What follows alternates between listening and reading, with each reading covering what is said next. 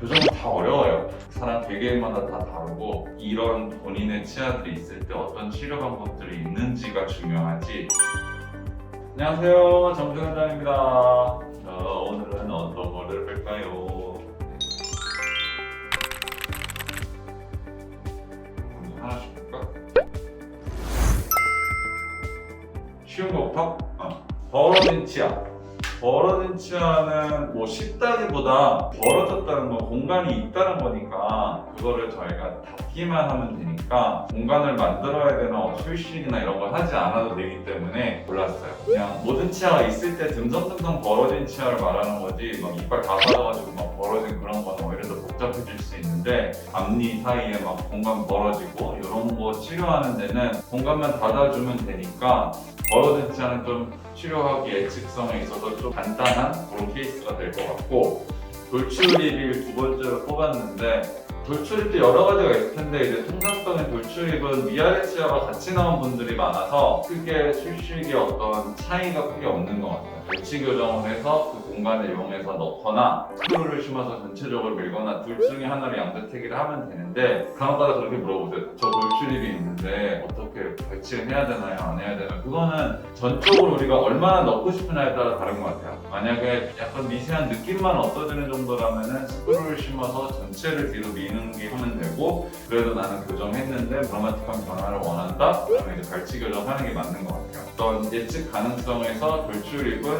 전후 모습이 확 바뀌기 때문에 그런 면에서는 쉽다고 볼 수 있을 것 같고, 똑같은 건데 덧니 발치가 제가 좀 어렵다고 더 한 이유는 예를 들어서 이 두 개가 둘 다 이제 발치를 한다고 생각을 했을 때 얘는 그 발치 공간을 이용해서 뒤로만 밀면 돼요. 근데 덧니는 뭐 드라큘라 이빨이 있을 수도 있고 앞니가 뭐 완전히 돌아가 있을 수도 있고 뭐 하나가 뒤로 완전히 들어가 버릴 수도 있고 이러니까 발치 공간을 어떻게 제가 활용하느냐에 따라 요거는 좀 사전 플래닝이 좀 필요해요. 예를 들어서 제가 인비졸라인 할 때도 치료 계획을 크랙책이라는 걸 쓰는데 거기서도 좀 더 디테일하게 막 설명을 하죠. 예를 들어서 뭐 소구치 하나를 뽑고 송곳니를 그 자리로 먼저 옮긴 다음에 앞니를 움직여 이렇게 순서를 좀 정해줘야 되고, 제 입장에서는 치료 계획을 세우는 데 있어서 좀 더 시간이 걸리기 때문에 좀 더 어려운 것 같아요. 이 두 개에서 제가 고민을 되게 많이 했는데 절교정이라는 게 여러 가지가 있을 수 있잖아요. 조금 틀어진 거 다시 다 교정을 해야 되고 이런 경우가 있을 수 있는데, 재교정 중에 그래도 좀 많이 어려운 게 이제 옥니 되신 분들이 재교정을 많이 해요. 그래서 과거에 이제 발치 교정을 했는데 너무 막 세게 당기거나 그러면은 앞니가 어떤 각도를 유지하지 못하고 요 각도가 요건 90도, 요건 90도 이 정도 유지 못하고 이렇게 돼버려서 하는 분들은 물론 이렇게 또 세워드리면 돼요.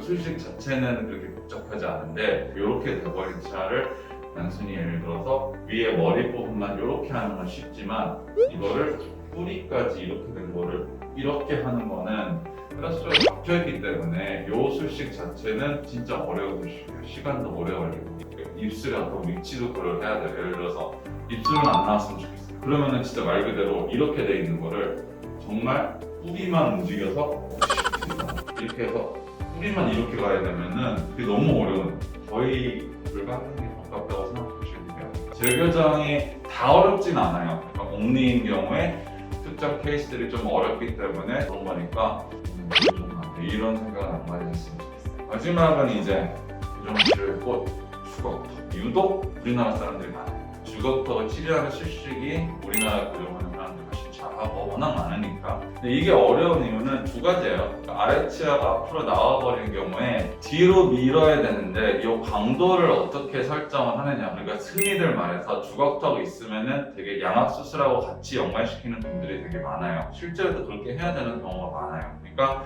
주걱턱 중에도 수술, 비수술을 가르는 요 경계가 되게 어려워요. 당연히 뻔하게 아래턱이 완전히 이렇게 크신 분들은 비수술 교정을 아무리 해달라고 해도 못해요. 그 경계에서 내가 얼마만큼의 노력과 시간을 투자해서 하는 게 이 주걱턱이 그 진단이 어려워요. 당연히 수술이라는 거는 환자분들이 어떻게 보면은 시간과 이런 걸 다 투자해야 되고 또 어쨌든 수술이기 때문에 술 후에 어떤 불편함을 감수하셔야 되기 때문에 가능한 비수술로 하는데, 또 비수술의 경계를 설정할 때 너무 넓게 잡아버리면 또 치료가 안 돼요. 그게 결정하는 게 또 어렵고, 또 하나 생각나는 건 개방교합은 일반 브라켓 교정했을 때는 리밋 스크루가 있는 현재는 브라켓 교정으로도 비발치할 수 있지만 개방교합은 인비전하기 훨씬 편해요. 이거는 확실해요.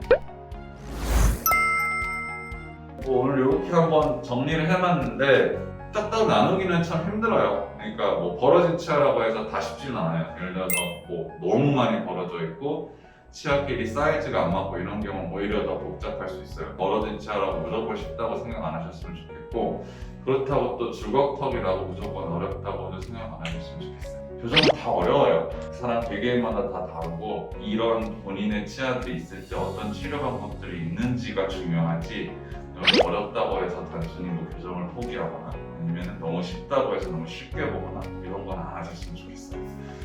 오늘 이렇게 정리를 해봤고 다음에는 좀 더 디테일한 컨텐츠로 찾아오겠습니다. 감사합니다.